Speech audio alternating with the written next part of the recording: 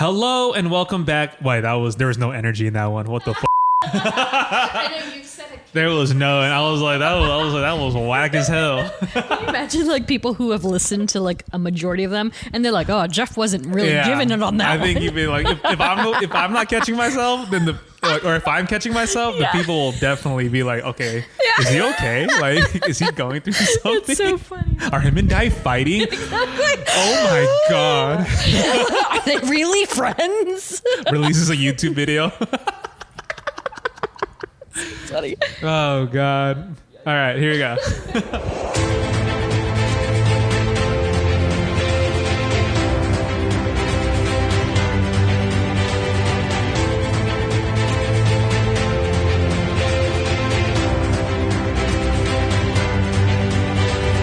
Hello and welcome back to A Stark Contrast, where we discuss the differences and similarities from Marvel Comics to their MCU counterparts. And we are your hosts, Geoffrey And Dai. Hello. Really brought it for that one. Oh yeah, really brought it for that one. That was so. I think I'm gonna include that. I'm not gonna That's cut so that out. funny. I'm not gonna cut that first intro Oh, out. I love it.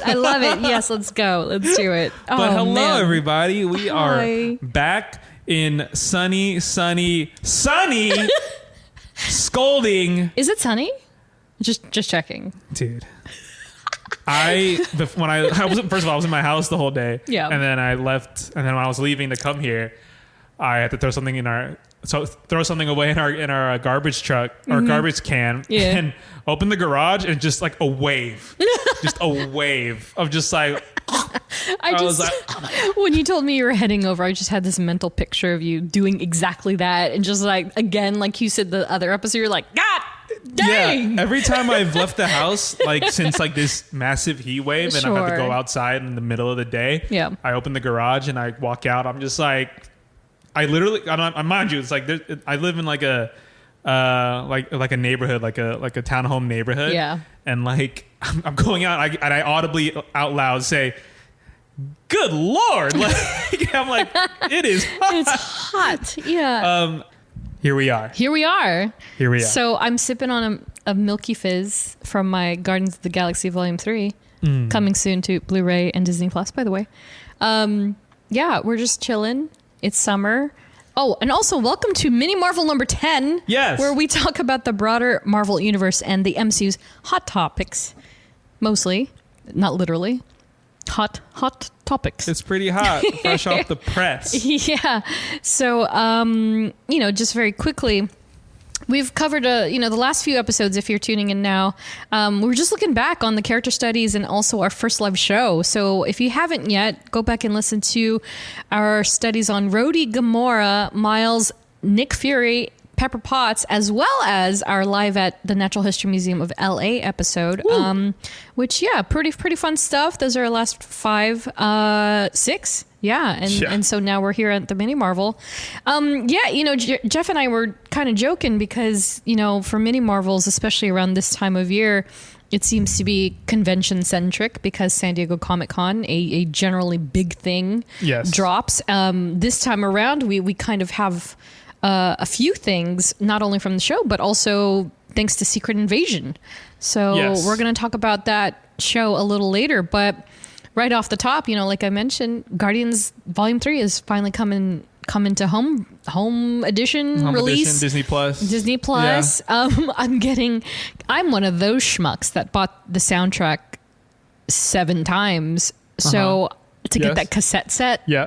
And so it's almost done, right? It's almost done. There yeah. And so I'm getting all the notifications like your shipment it's coming. So I was like, oh man, I can't wait to get all the, and so when you put all the cassettes together, they actually make one of the movie posters, which is pretty sick. I was like, okay. Yeah. I can't. That's what sold me. I can't wait for the assembled. I hope they did an assembled for Volume 3 because the one for Quantumanium just came out. Just dropped as well. Yeah. They just snuck that in there. No promo for it. They're like, it's available, by the way. I sat there for a minute and I was like, did they not release this when it was released on digital? They didn't, right? I guess they Yeah, they just sneaked it on Yeah, Disney Plus, and they yeah. did one post about it. Yeah, One day and of that was posting it. about it, and that was it. They knew that it wasn't hitting as hard as they wanted it to. So I can't wait for the Volume 3 assembled. Ooh, I can't wait. And Yeah. also, like, I somehow didn't end up caving to buy the digital version on top of the physical I bought. But I heard it has like over 2 hours of bonus features on it, which is kind of wild, by the way. I know. That's a lot of stuff. It is. But I'm super jazzed to watch all of that stuff. But to segue from Guardians, I do want to top off our SDCC talk with Cosmo. Cosmo. So I have Cosmo's potograph poster. Did he really? No. It's I know. I thought they were going to legitimately have I was going to call him Pup, and then I was going to say Pooch, and it came out like poop. I was going to have I was hoping that the Pup would actually be like signing it live, like with his paw, but no, of course it's Cosmo's solo poster with a paw print embedded on the bottom. So super cute. The dog itself was so cute. He was adorable. He was representing the video game version, which I think people didn't realize. He was supposed to be Cosmo from the game, because Cosmo in the game and in the comics, as we have discussed, is a boy. Yeah. Whereas the one in the film is a girl. Maria Baklova. Baklova. Yeah. And so Jackson the fire dog was Cosmo at Comic-Con, and yeah, he's a fire dog as well as a therapy dog. He was such a good boy. So I know like some people are just kind of like, against the animal cruelty and animal actors and such, but in all honesty, Jackson was only out there for less than 30 minutes. Oh, really? And they limited the availability of how many people could take pictures of him. So I made the cut. And funny enough, this is the craziest thing. So I was in the line, the small pool of people, and I looked over at the people that got kind of cut out, and I saw a family I had met at DCA while in Avengers Campus for the first day of Rogers. Oh my gosh. And I somehow remembered them. I remembered the little girl because she was she's like 6 years old, wearing a Spider-Man dress. And I remember we were talking all afternoon about, I was like, oh, so who's your favorite superhero? And she's like, I love Spider-Man and I love Spider-Gwen. And I was like, okay. Oh my gosh. And so I ran into them at Comic-Con, and I asked the dad, I was like, hey, did we meet at Avengers Campus during Rogers? He was like, yeah. And I was like, we shared popcorn and stuff. Like the kid she's kind of special needs. And so oh my gosh. she was very, very sweet. And so the dad was like, oh, is the line capped for Cosmo? And I said, yeah, but... And I looked at the guy behind me who was the last person. I was like, do you mind if I like sneak the kids in? And he was like, yeah. So I got the little girl and her sister in. Oh, that's cool. Yeah. So I was like, it was really nice. That's super cool. Yeah, it was really fun. And so, yeah, we got to say hi to him. And he was so cute because he had been sitting up like a good boy the entire time with all these pictures with all these people. And then when he got to me, he was like, I'm gonna lay down, and he like laid down, and so I was like sitting up there like patting his back and rubbing his back. He was so sweet. Oh my And then gosh. the handler was like, oh, he likes you. I was like, oh. So those pictures of me cheesing out are for good reason. But yeah, so as far as other stuff at San Diego, oh my goodness, I mean, like, right off the bat is like, there's so many exclusives. Mm-hmm. Like they had those mini itty bitty speaker things that they make of all these characters now. Yeah.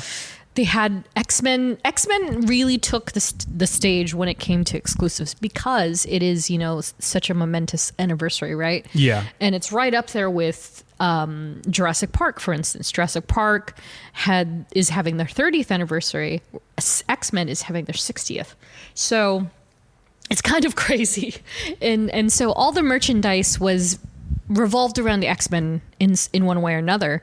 But there's one collaboration in particular that Geoffrey is actually wholly responsible for, for me even knowing and in the very least comprehending, because like I am not a drip person. I don't know what style is. You know what I mean? I'm goth light. Sure. I just buy black stuff. I'm ready to roll.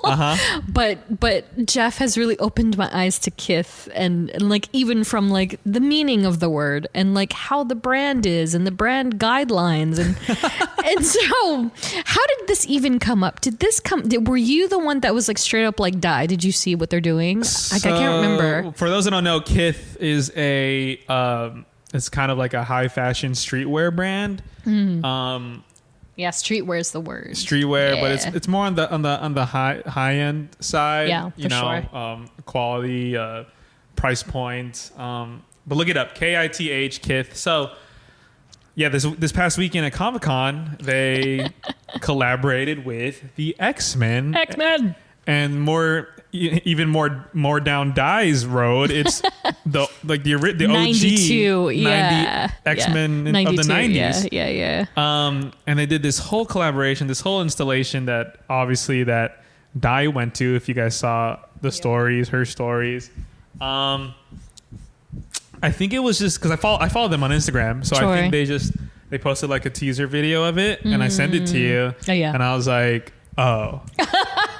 I think you need to, if you have time. Yeah, right. Oh my gosh. I think you need to see this. Sure. Because I can only do so much. I only see so much as like what they're teasing on socials and everything. Yeah. And then and then as the weekend came closer, they showed like what they're gonna do, and they made they did a collaboration on the shoe, one of their silhouettes, the Gel Light 3, which is one of my favorite silhouettes. Yeah. Of that shoe. Shout out to my friend Ryan. He works at ASICS. Hey.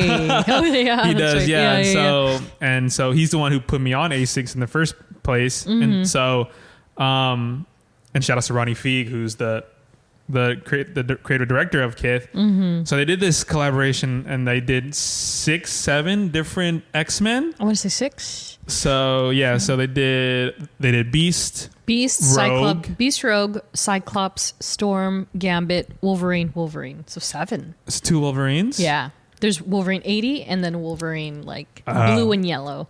So like yellow and blue. So they made a shoe based on each of those characters. So crazy. And just that rollout in general was so insane. And we only like thought like, oh, it's probably just the shoes. And then and then Dai went there and they're like, oh, there's like there's a whole apparel line. Well, let me double back first because like, initially we even started talking about the streetwear stuff because of their previous collaboration for the Spider-Man line, which was also in its own right incredibly sick. And so that was like almost 2 years ago, a year and a half ago. Yeah. I guess. That's when they did like a pop-up in the Bronx. In Queens. In Queens, it was in Queens, yeah. So they had that pop-up and I was like, there's no way in heck I'm going to be able to get to that. I quickly gave up and I was like, oh yeah, I'm not made for that game. Like I know my collecting parameters and I also know how aggressive streetwear like game is. Like you've seen, if you drive down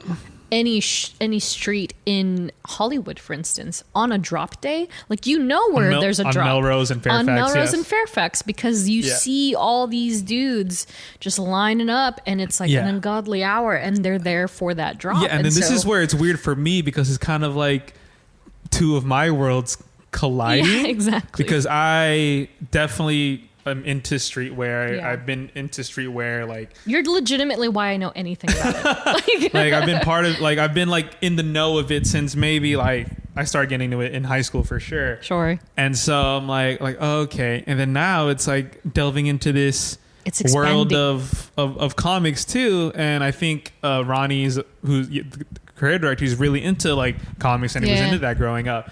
And so that's why I was cool. I was like oh like. So now you have streetwear like people, and then like now he's also talking to the nerds, which is like the same kind of like concept of collecting. But now that it's like it's elevated. Yeah, it's truly elevated. Because let me tell you, in previous years, like because Marvel at SDCC is nothing new. The concept itself is nothing new. They always have this big towering booth, which is usually flanked by like Image Comics, DC Comics, what have you.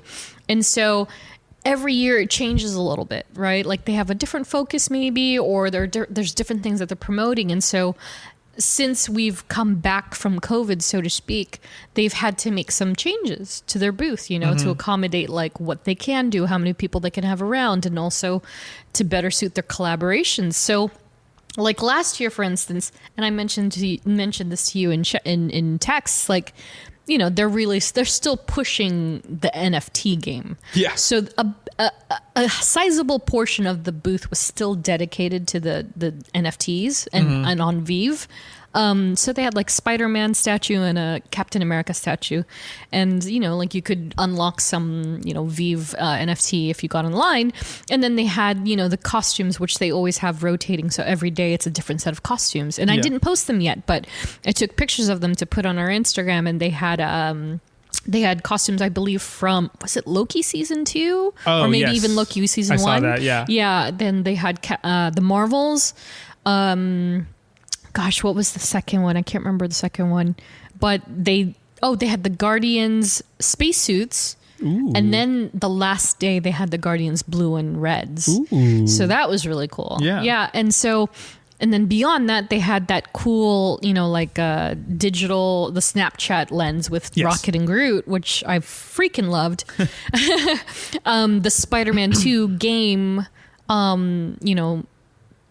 backdrop, if you will. Yeah. And then with the biggest portion of the booth was the Kith portion.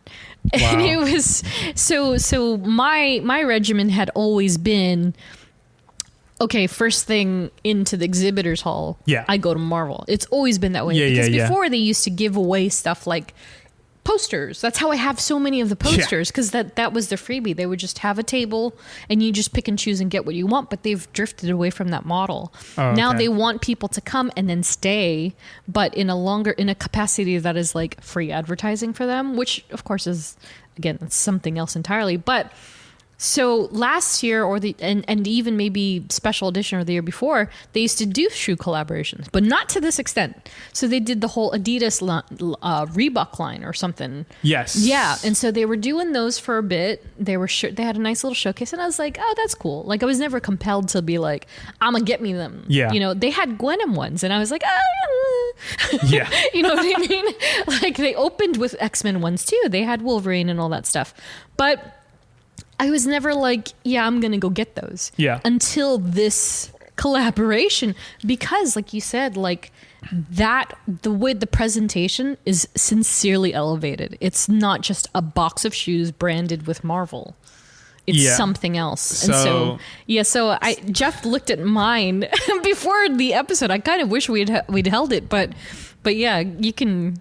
If you want to embellish, well, because like Dai was describing, like I was like, how was the whole like experience of like getting the shoe box? Because to preface this whole drop for the shoes, it's basically like unlocking it's like buying a pack of trading cards. Yeah, and you don't know what's inside. Exactly, and that's kind of what this shoe drop was. Yeah. Was like this box is completely ambiguous. It's very ambiguous, and I think I said this to you the other day that even when you first got it, like whether you're there or not, the presentation at the booth was amazing because you could see it. It was beautiful. It was like yellow and glowing almost and very radiant. And so when you go up to actually retrieve your shoes, they gave you this coin with your size on it, and so you're supposed to quote unquote drop it into the slot. It's not really automated. It's just a person behind the wall. But the fact that they put the effort to put the shoe and then they turn the door around for you. It's like it's so grabbing cool. Something out of like you turning it and you're getting like a gumball type of thing. Exactly right. And so, when you got the box itself, and I told Jeff, I was like, it's so cool because it comes in a slip case, which is a modern take on it, right? Like it's grayed out. It's very sleek, very minimalist. Yeah. Which is what I assume is a lot of what Kith looks like on their own side. Mm-hmm. But then once you slip that off and then you get the actual shoe box, it's like you're transported into the 90s with this, again, very vibrant yellow box. Yeah. And it's completely sealed up. Yeah. You have to open it to see what's inside. It's not like a lid. You have to break the seal. The perforation, you got to break the perforation, open it, And then you get another surprise, which is a sealed bag, a vacuum sealed bag that is not transparent at all. It's completely solid. Yeah. And it's got fresh artwork on there too, which is different from the exterior, which is different from the slipcase. So you're uncovering all these levels of like art in general, and then also the mystery of it all. Yeah. So then you're forced to open the bag. So I was contending even in line with guys. I was like, you gonna open your box? Yeah. And they were like, oh yeah, I'm gonna open it. And they were like, are you? And I was like, I don't know. Done. Yeah. It's a tough decision. It's a very tough decision. Because you're kind of like, oh, it's the shoes I want, but it's like, wait. Yeah. Like this is like. Yeah.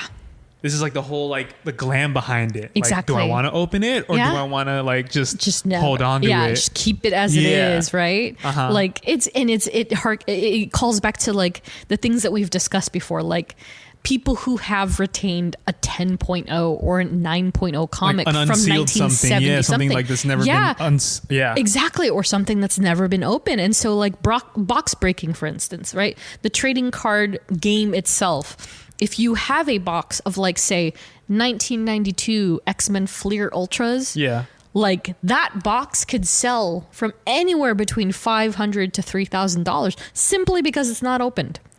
Simply because it's untainted, right? I mean, it's like the first, like I think there's this YouTuber, he bought on auction the first generation iPhone unopened. Wow.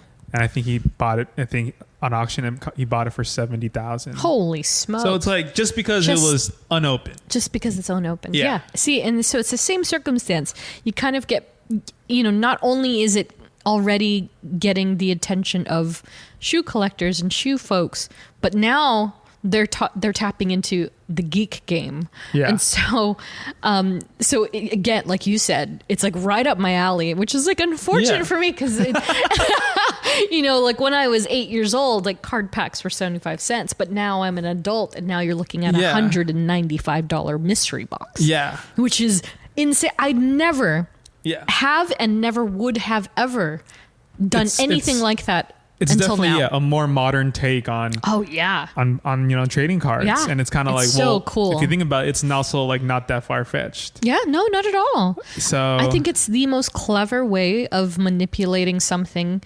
that was in a lot of people's childhoods, and then bringing it to their adult version, their adult game that they're making this amount of money that they can buy something like that. Yeah, now. and for what it's worth, I do see a lot of people complaining it is expensive, and it is. $200 is a lot. It's a lot of money. It's a fork, but I will say that's not the worst that I've seen. No, for sure. I've paid. I mean, I'll say it here. I'll be candid. The most I've paid for a pair of shoes. This is for resale. I think I bought it for just under $500 for a pair of Jordan 1s. Wow. And retail Jordan 1s are $200 already too. So it's like $195 plus taxes, which is how much the Gel Light 3s were. Yeah. It's not horrible, but and it's also a one-time thing. That's the thing that with Kith they don't really do. Yeah. Retros, quote unquote, where they re-release something, so then it loses value. Like this collab is like a one-time thing. I mean, same thing with like the Spider-Man collab. They haven't re-released that. That was like a one-time thing. If you got it, you got it. Exactly. And it's going to be the same thing with this collab. And I'm excited because I've been going back and forth. I was like with Dai. I was like, I don't know if I want to like open it because there's only one colorway that I genuinely like enjoy, and like if I get that pair, I'm gonna put my foot in it. Like I'm gonna wear it. It's gonna happen. Like 100%. Yeah. But then on the flip side, but that's not also the shoe. Every pair of shoes comes with a trading card. Yeah, dude. Which is another freaking thing that they add on top of it. So at the end of the day, like.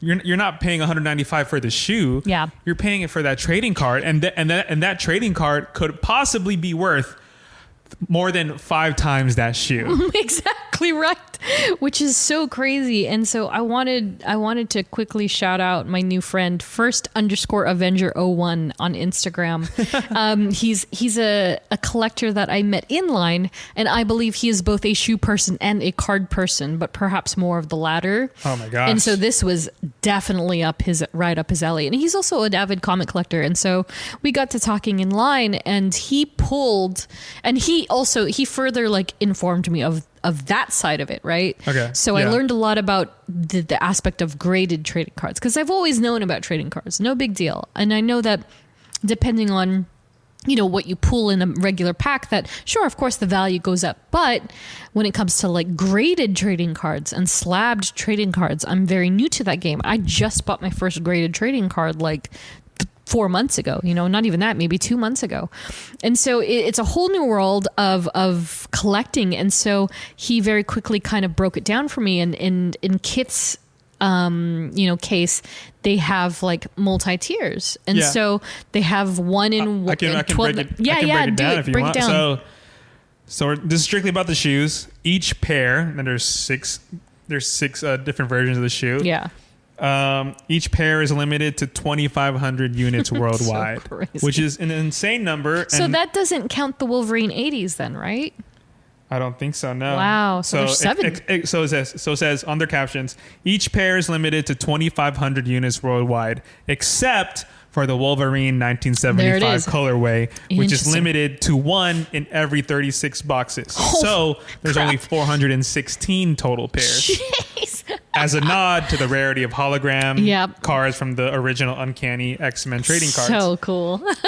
And then going on, each pair comes with a commemorative Marvel Kith trading card, Kith and Upper Deck trading card that inspired the colorway.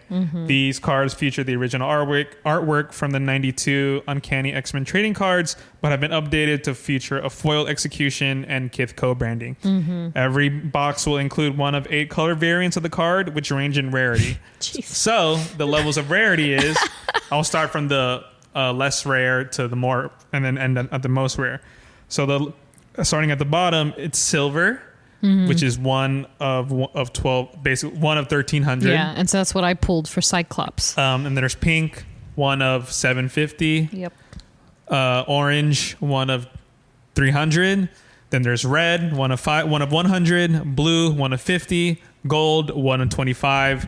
Green, one of 10. And then there's the black, one of 1. That's so wild. So basically, whoever pulls that black card is, who knows? It's definitely, obviously, it's graded. Right? Yeah. So the black, green, gold, blue, and red cards are co-branded in PSA graded slabs. Right. Those are the good ones. Which marks the first time in PSA's history that another brand's logo will be sharing the tab with another brand. That's so wild. So this is a pretty huge, it's a big deal collaboration. Yeah. So at the end of the day, you were paying $195 not only for the shoes, but for the possibility of grabbing an ultra rare card where maybe, let's say, if you did get the silver like Dai had, it's still going to be worth something. Yep. It might not be worth $1,000, $2,000, but it could be worth the equivalent of the shoe, either of the shoe or maybe just a little bit more, because it's technically.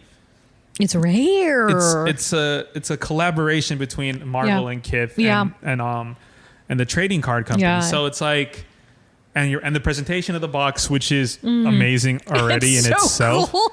Yeah, because even the box itself is, again, it's got the perforation, and so it makes the artwork stand out. It's like you can display it like you would a box of cards at a store. And so it plays to both sides of what I'm assuming collectors, where you don't have to open the box and you can just hold on to it and see what you want to do and sell it, whatever. But then it also plays to the side of collectors who love opening things and they want to show off their things. And it's like, now look at, I have this like stand, this card box stand, and it's really cool to look at, and you can put the shoes in there. Exactly. Which is super cool. And then on top of that, you have the card, which comes in the case, so you can display it somewhere.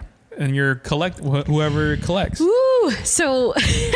So at the booth itself, they had the entire collection.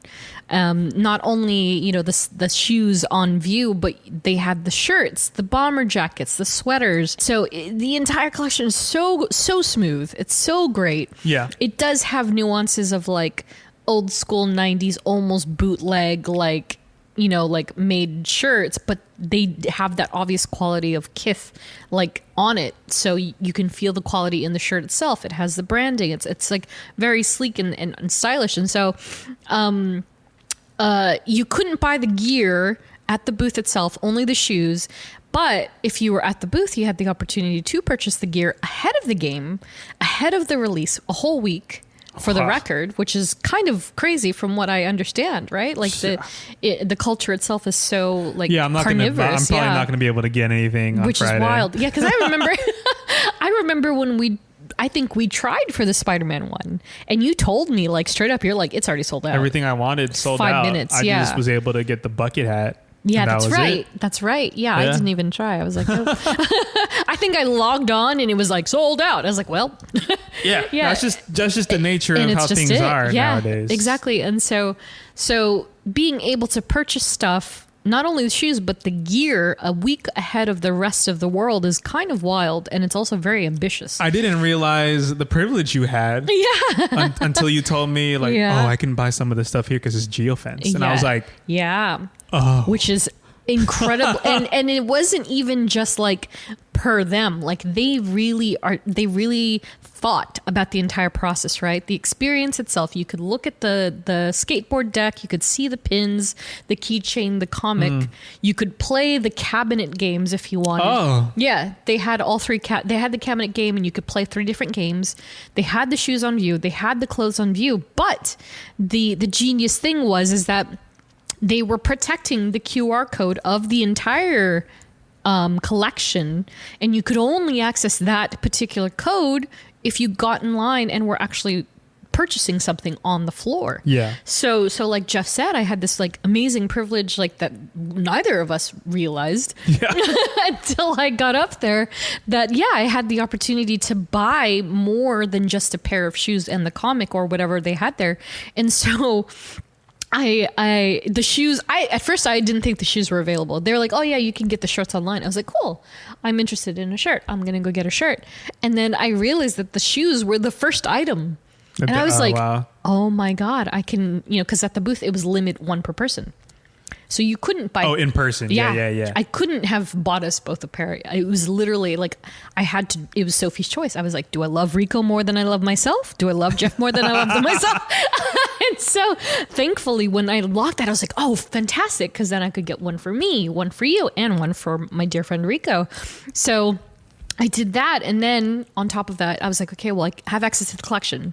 And I bought a hat. I was like, okay, that's safe enough. Like, like again, I don't deem myself cool enough to have it at all, but it's cool to have something from it that I will actually use. Yes. And so thankfully, like by the next episode, Jeff will have the opportunity to have his experience. I'm probably going to make my decision when I get the box in hand. I'm like, do I want to open this? Do you want to open it? Or am I going to be like, no, let's just record the episode. I'm not going to, nope. Now you know what it feels like, right? That's what it feels like to be a collector. Maybe I'll do it on the pod while we record. I know, right? It's so intense. And so also Rico, I can't wait to see who he pulls too. And so it's going to be really interesting. And yeah, I had an amazing allowance to get some more when I went back on the very last day because they had sold out of all the shoes and comic books at Comic-Con. So yeah, we'll see if we box break in the next episode. I'm more of like, I think me being like a crazy person. I'm like, oh, what card am I gonna get? It's turned into the card. It's turned into the card. See, am I gonna get a rare one, or am I just gonna get a silver one? But knowing my luck, I'm gonna get a silver one. In my size. Yeah, but I think so lowly of myself. You're like, meh. I'm like, I don't deserve anything. Wow. So yeah, but Storm is your ideal Storm pair. is my ideal shoe. Yeah, Storm is black and it's like a black, gray, it's white. almost like a black and like a very dark navy blue. Oh, is it? Okay. I think. Yeah. Because when I think of shoes, I think of shoes that I can wear with more than two outfits. Exactly. The other ones, I'm not saying I can't, but Yeah. I just prefer the Storm colorway. Of course. But yeah, that collaboration is sick. Obviously, I know some of the things are expensive, but there's like that varsity jacket is really cool.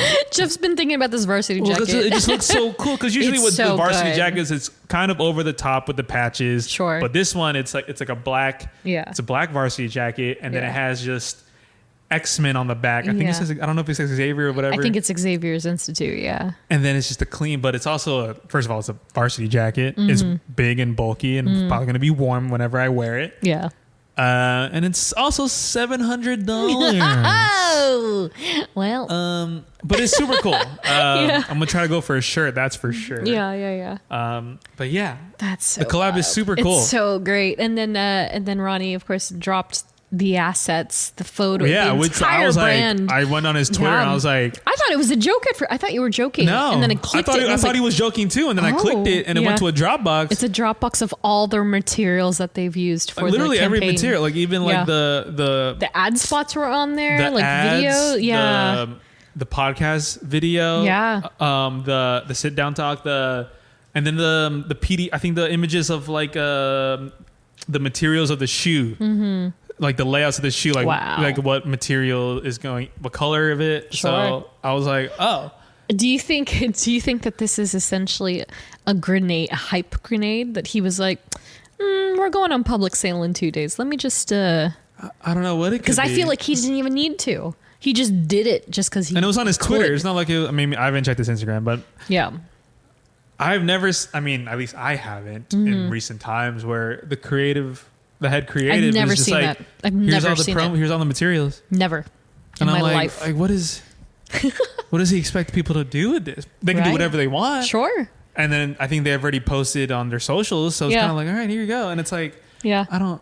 Well, I think, personally speaking, like, I also agree, like, I have no real idea, but I do sense also that there's this element of he's giving everybody every single bit of transparency. That's what I'm saying. Except for when you get the box, you still don't know what's inside. Yeah. So it's even more fuel for that flame. Like you're gonna feel even more like, I know, like for collectors of either shoe and or X-Men, they're gonna look at the box and be like, I know soup to nuts what goes into making this product, and yet I still don't know what's in this box. That's a good point. Yeah, and I think that's where he's really playing the mental, because you really truly psychological don't know what colorway you're getting. Exactly. Insane. Exactly.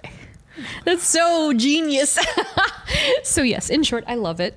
I think it's great. And then we were like making predictions, or Dai was making predictions like oh, I wonder if he does this again. I think he'll do it again because Spider. It's like, and Jeff had initially said like, oh, I don't know, like because this is a pretty big IP. It's big. And the reason why it is partially a little bit more expensive is licensing. Right, I'm sure. Like this is like you don't.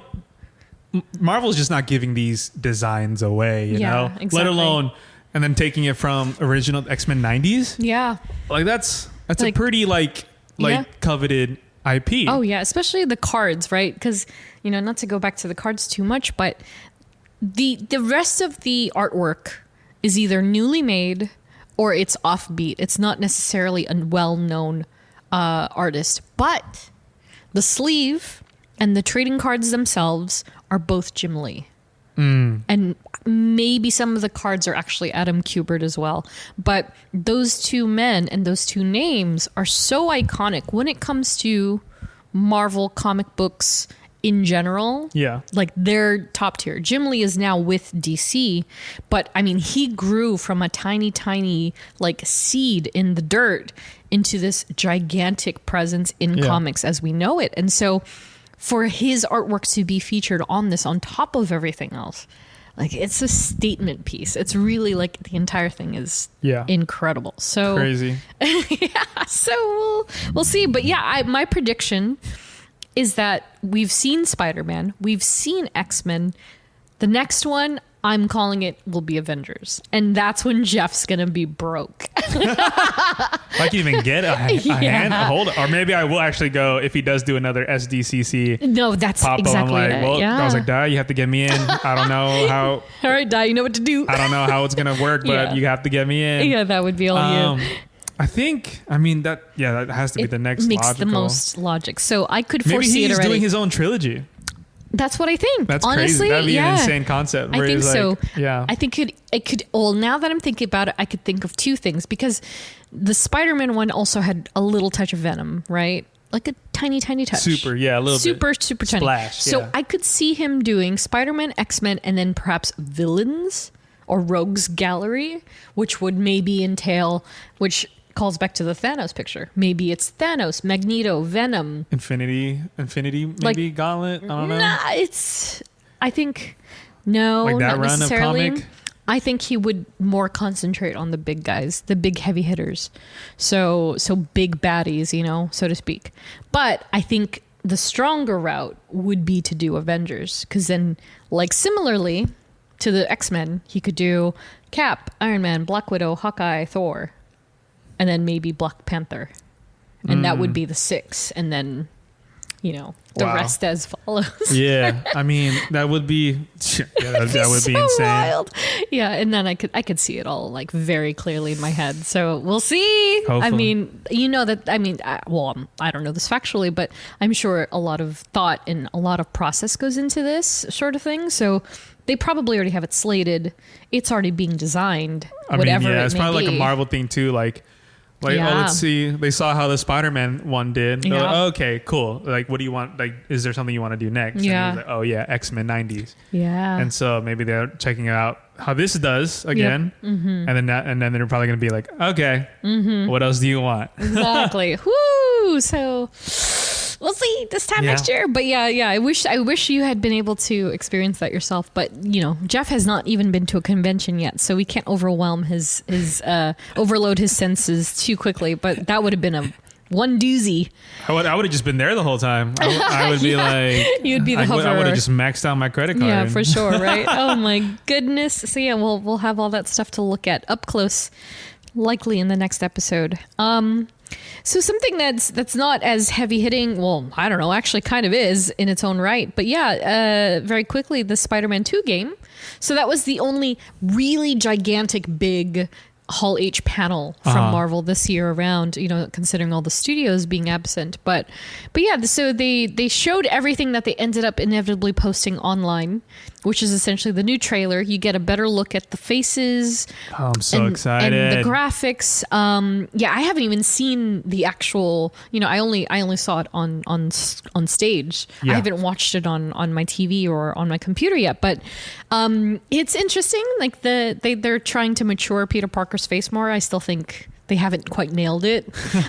Like I was chatting with somebody, I think it was the Arachnid actually, on Twitter, and he had said something like he preferred the older face, or Andrew Garfield has really like set the tone of what he expects Peter Parker to look like, per se. Fair. Yeah, sure. Which is absolutely fair, yeah. And then so for me, I think with these games, even the actors aside, they just haven't quite nailed it to me. Like it's still not Peter Parker-y to me, but it's fine. I think Miles looks great. I think the concept seems really awesome. It seems very strong. Yeah. It'll be interesting to see the kind of amalgamation of both games coming together, which is interesting because we have Mr. Negative returning from Miles Morales' game. Or Spider-Man 1. Yeah. Spider-Man 1, and then also, Miles getting his revenge, similarly to, Across the Spider-Verse in a weird way. More MJ, and then, like with Craven, Venom, Harry. Yeah. Yeah, I think this game's going to be fun, packed. Yeah. I'm super excited. Yeah. November can't get here quick enough. Are you a console person? Are you into the whole... They're releasing a limited edition version, but you can also buy the shell only. Yeah, I'm on console, but I only have I think I have a CD, but I do have a disc version of the PS5, but yeah, if I can get it out digitally, I'll do it digitally. I think I did buy the digital deluxe edition. It comes with like 10 suits. Oh yeah, yeah. Or something like that. I didn't buy the steel with the statue. Steelbook, yeah. Yeah. It's a lot. It's like 200 something. I was like, yeah. you know what? You could buy a box of but X-Men I do want the ASICs. suits, so give me the 10 free suits. Yeah, I'll do that too. So that dropped, and the pre-orders for that console skin PS5 and one it should be out. Yeah, PS5 I think it's already out, or it's out this Friday. Maybe or something. pre-orders. Yeah, pre-orders. So that's gonna be awesome. Again, apologies in advance if Jeff and I just completely disappear during the release of that game. But on to our biggest topic, perhaps, or at least comparable to the Kith discussion. Secret Invasion Season 1 is officially done. It is complete. Yep. Did they allude to a Season 2 at all? It was just a series finale. Did you catch anything? I think I just saw season finale. I think I just saw season finale as well, but who knows what that means anymore. Yeah.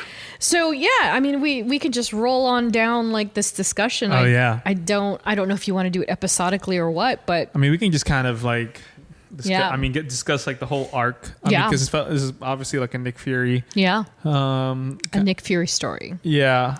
It's funny. I was thinking, I think it was with episode 5, the end of episode 5. So you're following Nick, and we've talked about this and how like they're really emphasizing like he's worn down, he's an older man now, he's lost his purpose or semblance of purpose when it comes to being an anchor for superheroes. Because like Nick Fury's big goal, both in the comics and in the MCU, is that he is sort of like the protector of Earth, right? And he's fostering and forging and ensuring that he has the right heroes to do that effectively, to protect the planet.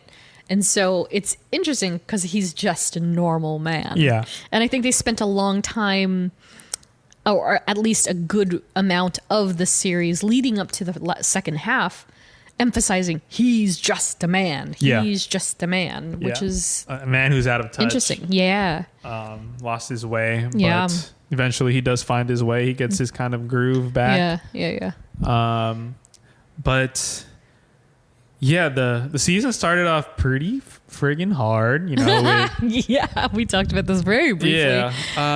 With Maria obviously Hill. Episode 1, like the major thing that happened was the death of Maria Hill, which I think caught everybody by surprise. Yeah. And you kind of felt her presence a little, not felt her presence, but I forget in what episode, maybe I think it was the next episode, where her mom, Maria Hill's mom, was like, don't let her die for nothing.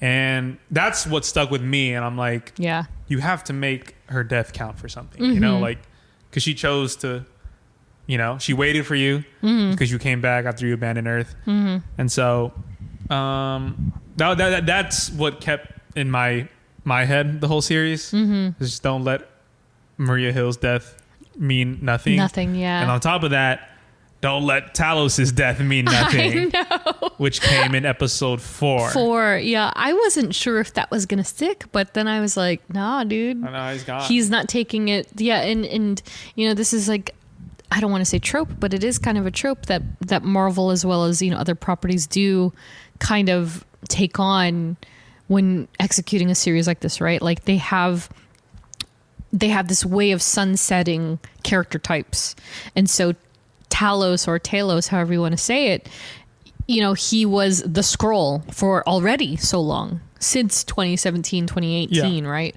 And so he was the embodiment of what a Skrull is in the MCU. And so he was either going to take the ball and run all the way, or he was going to pass it to somebody else, and then that character is going to take it. And so we got the answer. He was passing it on because his time had come, which honestly does kind of surprise me. I wasn't sure that they would kill him off, but then when they did, I was like, oh, shoot. Yeah. It kind of cemented the Gaia thing for me. Yeah, because, oh God, how do I say this? Where it's like, because I remember as he was about to die, like I remember like when he was trying to save the president, one soldier was like, he's an alien trying to get to the president, and then Fury was like, no, like he's not, he's with me. Yeah, saves the president, And I thought that was going to be a way of like, okay, Yeah. maybe there is hope for Yeah. Skrulls and humans to live Right. collectively. Collectively, yeah. But then the president said, screw that, Yeah. because the Skrull who played Rhodey killed it, and is like, and he just reacted. So the president reacted very, very aggressively and was just like, Even that, to be honest, kind of put me in a spin, because I was like, wait, is the president a Skrull too? But no, it's just the president acting. He's reacting to the entire thing. He was just acting defensive because he was like, you know what? Yeah. No, this is our Get planet. off our planet. On my planet. And it's like, okay, well. Yeah. So I was on Twitter today, as one is. And Yes. it is still X. Twitter. Because I like going on Twitter. This is like a friggin' like bad habit of mine. It's like a love-hate thing. I always go on Twitter after an episode is out just to see like the review and the rate, how people are perceiving it. Yeah. And most of the time with Disney Plus shows, people hate it. Of course, I know. People hate Disney Plus shows, and I get where the hate is coming from. Sure. But I think you have to just look at these shows very subjectively, which is, you can still think it's pretty crap subjectively. I agree with some things where it's like I was kind of like sad that each episode was getting shorter and shorter. Yeah, the finale was a lot shorter than I thought. I think you can like at least, but look, there's a lot of logistics that go into that. Sure. Time, money, whatever. It is what it is. A lot of people already hate the show because of the AI generated intro. I know. Like Yeah. I'm indifferent, for reasons that I will not go into because no one cares. But yeah, and I always look people like, and I do think it is Marvel fatigue. A lot of people have that, and I get it. People always say like the show, like why would the show sucks? Yeah. Da da da da, and it's okay. Well, don't watch it. Yeah. Like, I'm gonna watch it because I want to know like how they perceive things, and I know it's hard. But a lot of people did not like it. They didn't like the. I think people expect too much. There was a point where I had to catch myself in thought, where I was like, I don't know what I was expecting. Right. So I'm like, was I expecting this? And I'm like, if I was, then I'm the problem. Yeah, it's exactly right. So right? it's like, Yep. if I was expecting some big, ginormous. Sure. Like, people thought Quake was coming back. Well, that's the thing. And I'm like, people were really writing I was like, on the cameo. Where are people getting this? Well, because it's the comic. From? Because the comic. Quake plays an integral part to Secret Invasion. Sure. Excuse me. But see, to people who don't read the comics, exactly, I would have not known that. Exactly. So if I were to go on Twitter and be like, why are people expecting Quake? I was like, what the hell? Yeah. So yeah, I think if you go into, like I've said this before on the pod, just go into things not expecting anything. The moment you expect something, even at the slightest, you're going to be disappointed. Well, you know what? I feel like since the conception of these Disney Plus shows, and also some of the films that have come out since then, the biggest takeaway one could have is don't expect anything, right? Because WandaVision, immediately, episode 1, I hate this. Everybody was like, what the heck is this? And then episode 2, what the heck is this? Then episode 3 came out and everyone was like, oh. Like, wow. And now everyone's like, oh yeah, they peaked at WandaVision. WandaVision was the best. And now it's just been downhill. And it's like, okay, but you started the conversation with, this is awful. Why did they make this show?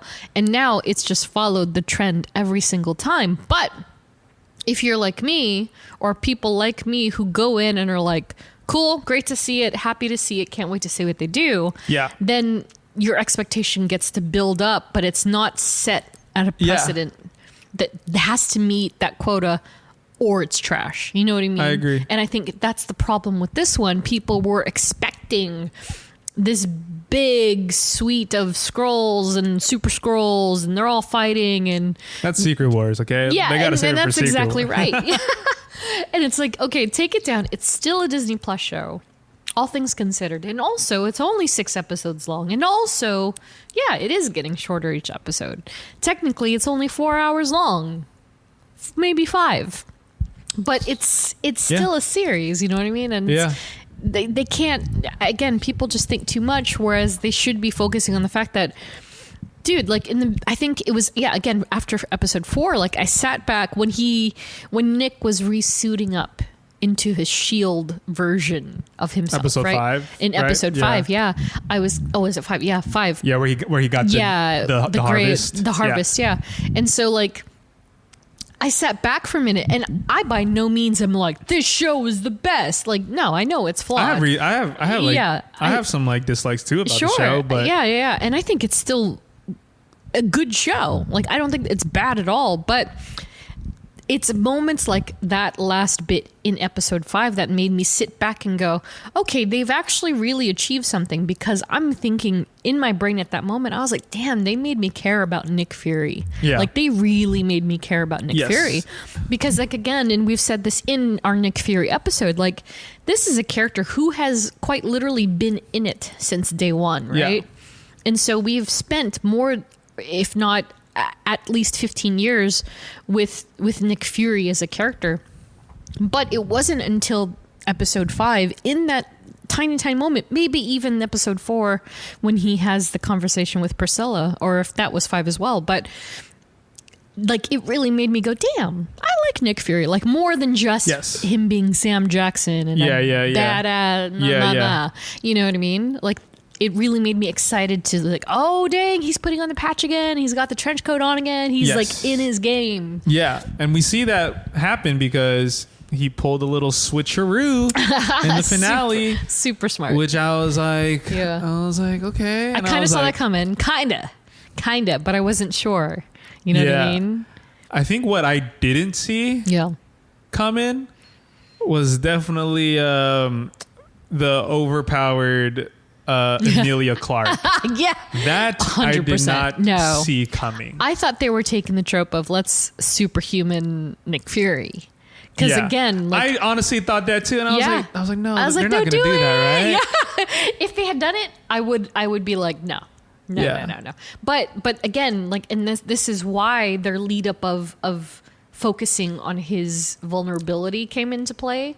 Because, they were really, like, even up to that point, oh, the radiation's getting to you. Oh, you're coughing. Well, I think that's also a testament to, they played to, because all Gravik cared was about just beating Nick Fury. Yeah, exactly. So when he saw that, he didn't even think twice that, oh, maybe this is someone else. He was just like, I'm going to beat you. It was very Batman and Joker. Yeah. And then you're kind of like, and he's like, you're like, oh, he's just going to, like... Yeah.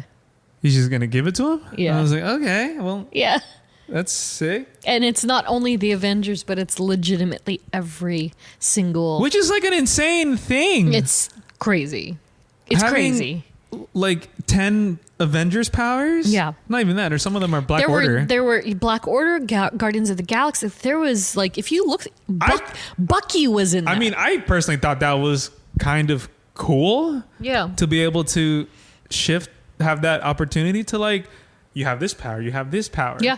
Does it make her OP? Yeah, but it's also like, guys, if you listen to any of our podcasts, you'll see that half of these characters are the most OP people in the comics. I'll never forget when we did our Eternals episode. Yeah. And you were naming off the powers of each of the Eternals. I was like, they're all like indestructible. Like, what do you mean? How are you supposed to? So then when I saw like Gaia have that power, now she can go to, like, I will say the Mantis one made me laugh the most. I was like, she did it. Wow. I was like, okay. And so I'm like, oh, she really has all these powers now. Yeah. And it's like, in my head, my first thought was like, oh, this is dangerous. Oh, 100%. I was like, this is dangerous. Yes. And people are kind of like, oh, like, this is corny. Like, now she just has, I'm like, guys, this is dangerous. If that isn't the soundbite for this episode, I don't know what is. It's fantastic. Yeah, no, exactly right. And you hit the nail on the head, because, like, Gravik was dangerous for a whole other set of reasons in addition to that, right? Because he's a super Skrull. Super Skrulls, again, we've very briefly talked about this. Skrulls on their own can only replicate so much exterior, right? They can only, for the most part, it's kind of like Mystique in the first X-Men movie or X-Men 2, where she poses as Wolverine, but when she goes up against Wolverine and she's trying to fool Cyclops, right? Yeah. Wolverine slashes through her claws because she can look like him, but the integrity of the character is not the same. Yeah. Whereas with the Super Skrull, they're taking on every piece of that DNA. So yes, it's incredibly dangerous because, yeah, Carol Danvers, Mantis, Drax, Groot, the Black Order, not just Cull Obsidian, Frost Beast, all of them. Yeah, like all of that stuff in one person. And like, you know, obviously, and it was a fair match. It was between a bad person, a bad Skrull, and a good Skrull. And a cult, yeah. And so, but you hope that Gaia, that's why at the end, like, yeah, Sonya, first of all, she's amazing. I love Olivia Colman. Yeah, she kills it in her role. Keiko Death. Yeah. So she's like, she works for the government, right? Yeah. Intelligence agencies, yeah. She's you hope that she's for good. Yeah. But at the end, she also knows that Gaia is a dangerous weapon. And she gave Gaia, she was like, oh, I don't want to, like, I'm not going to fight you. Like, yeah. I feel like we could, like, I'm going to use you. What did she say? God, she said, she had the best line too. She was like, I'm going to use you. Yeah. And you're going to use me. Yeah. And I think that's a good, like, take at it because you can't control a person, like especially a hero like Gaia now, because you're going to lose. Yeah, exactly. So it's kind of like, look, here's what I can do, but you just hope that you can keep steering Gaia the right way. Sure. And she already has kind of like that rebel, like good spirited heart because, you know, of her parents and of her dad mostly. So it's like she knew what Talos like stood for, and hopefully she took a piece of that. Yep. Because at the end of the day, I will say, dude, she looked really good using her the Carol Danvers power. I was like, yo, this is kind of insane. It's pretty cool. Yeah. It's really it's pretty. And then cool. I hope something gets touched on this. During the Marvels. I agree. Or at least bring it up, and like where Nick is like, is like, you know, you're not the only people with all of this, right? Exactly. Because and it's funny because, you know, we've said before, even though we haven't covered Carol herself, but you've mentioned many times, like, Carol Danvers is like the most powerful being in practically the galaxy. She took down Thanos' ship in Endgame. Yeah. She was a Deus Ex Machina. Yeah, exactly. In that movie. It's kind of wild. And so now we have two of them. So and then you're introducing and then more she's Photon and Ms. Marvel and all of them put together, which is like, woo. So they never, you know what, I will say that they did have a couple of loose ends because, like, they didn't show what happened to the site, like the factory. Yeah, they didn't show where all those refugees, what happens to the tech. Yeah, the tech.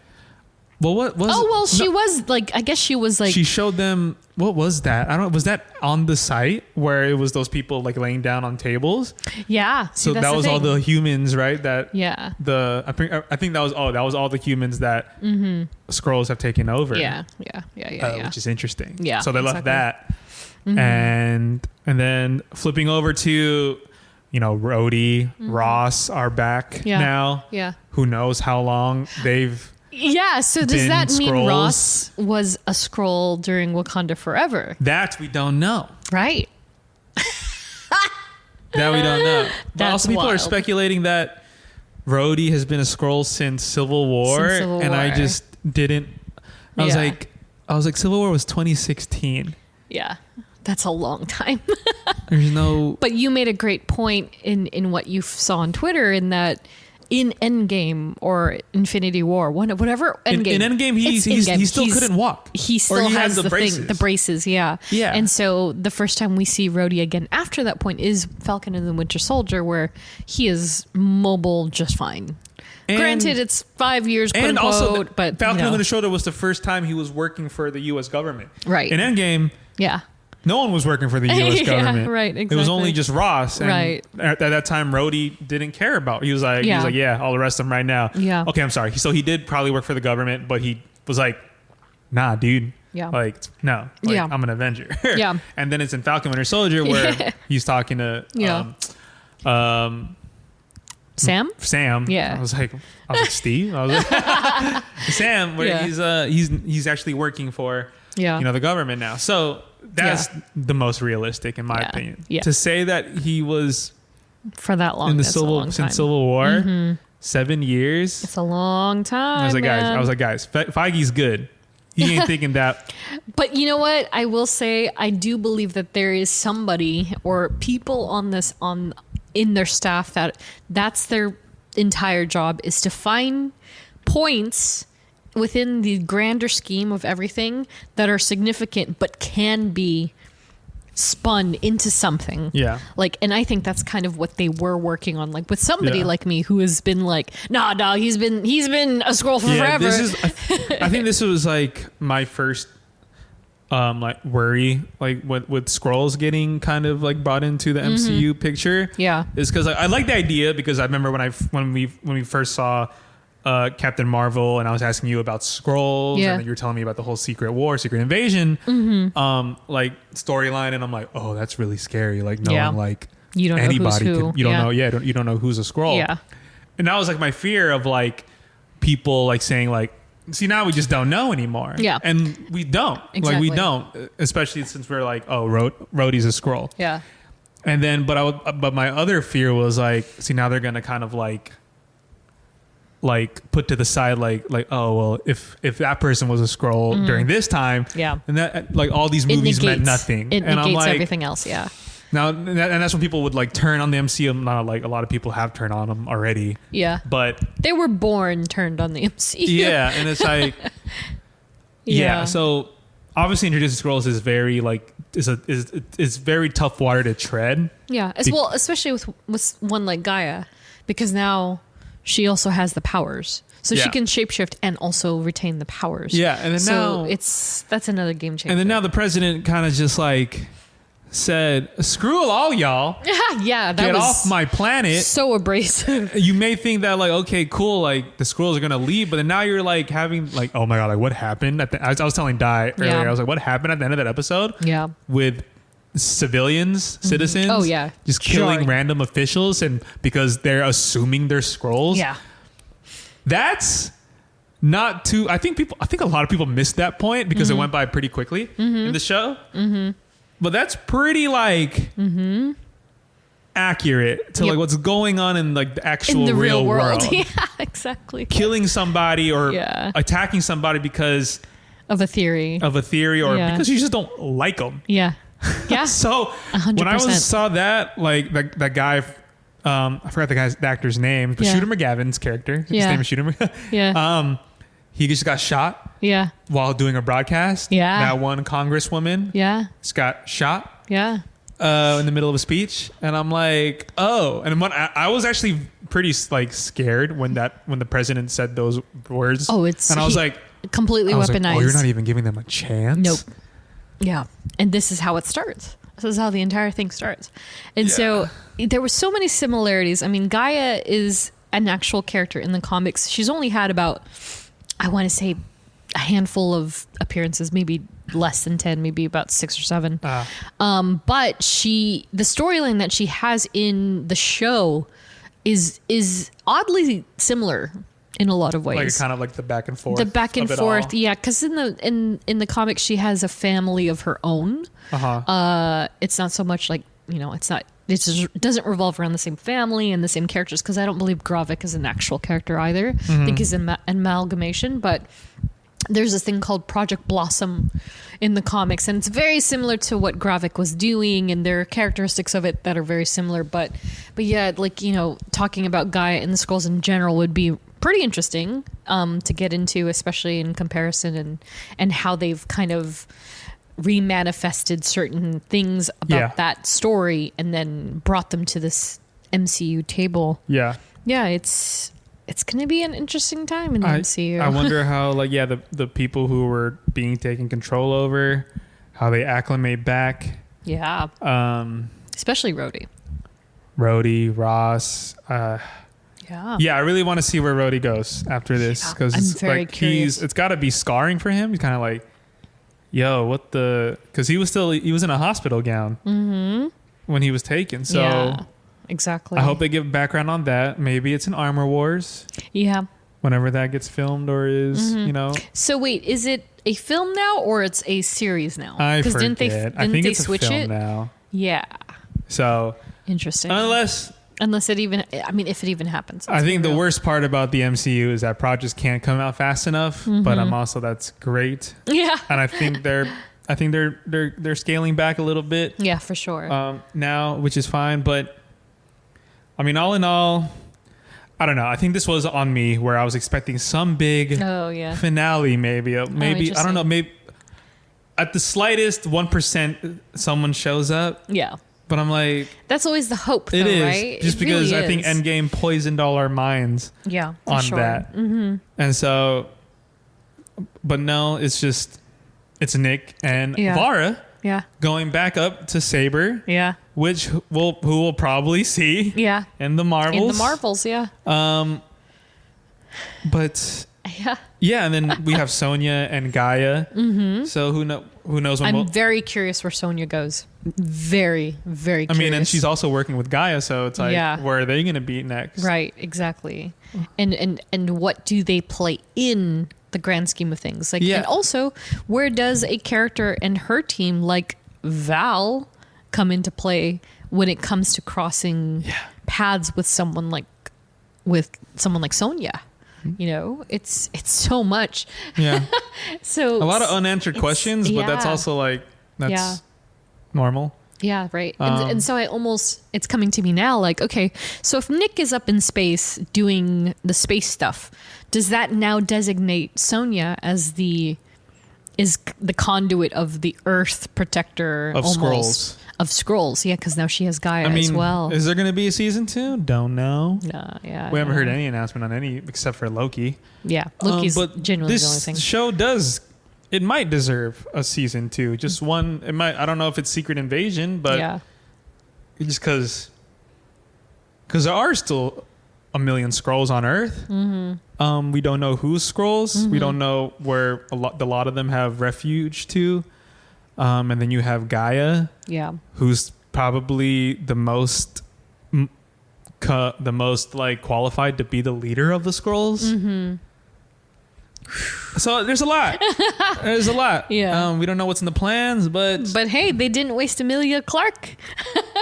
Like everyone was scared of. They're like, she died. She just died. And you're like, I don't think it's that simple. Just kidding. It'll be interesting. Now she's just like the most powerful character now. In the MCU officially. Yeah. I would say so. Shoot. So. Woo.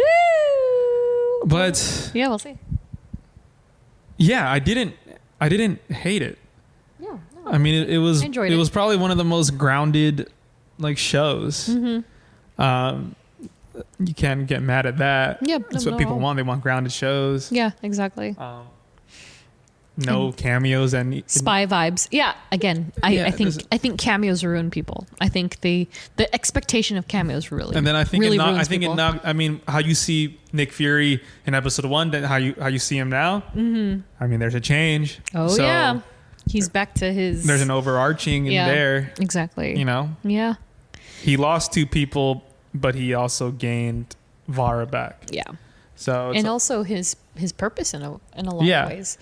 Because he even said himself, like when I turned into ash, or what did he say? Into dust or he was flex. He was relieved. Yeah. Because he didn't have the weight of it anymore. But, but I mean, that was Gaia, I guess. But still, it's an interesting thought. And so now he's kind of regained himself, which is okay, good. So, to bring it back, Maria didn't die for nothing. Yeah. She died with great honor, really. Yeah. And now we just have to see what happens next. We just have to see what happens with the Skrulls. Yeah. Because the Skrulls don't deserve all that hate. Yeah. Well, and then there's this gigantic thing in the comics that, the Kree Skrull War that we can't say, that we tried to say in another episode. Kree Skrull War. Kree Skrull War. Hey. So they haven't touched that yet either.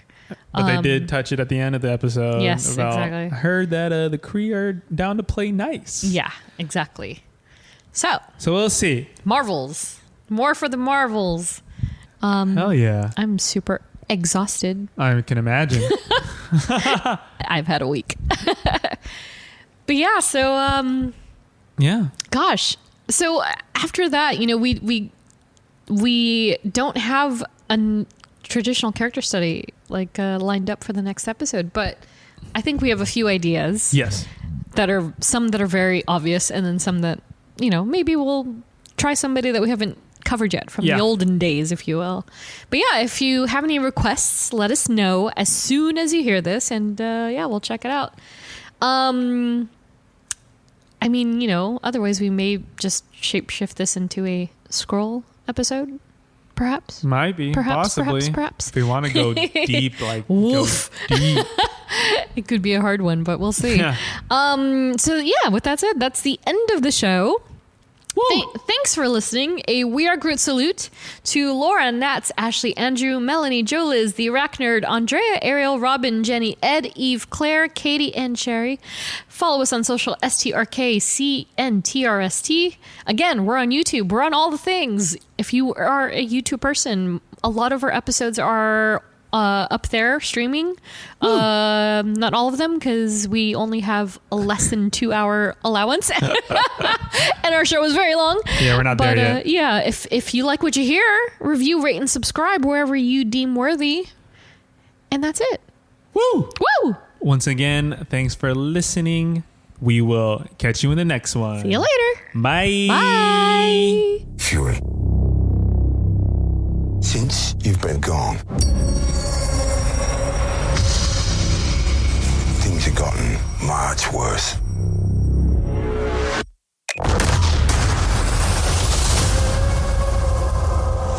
How do you think I came back?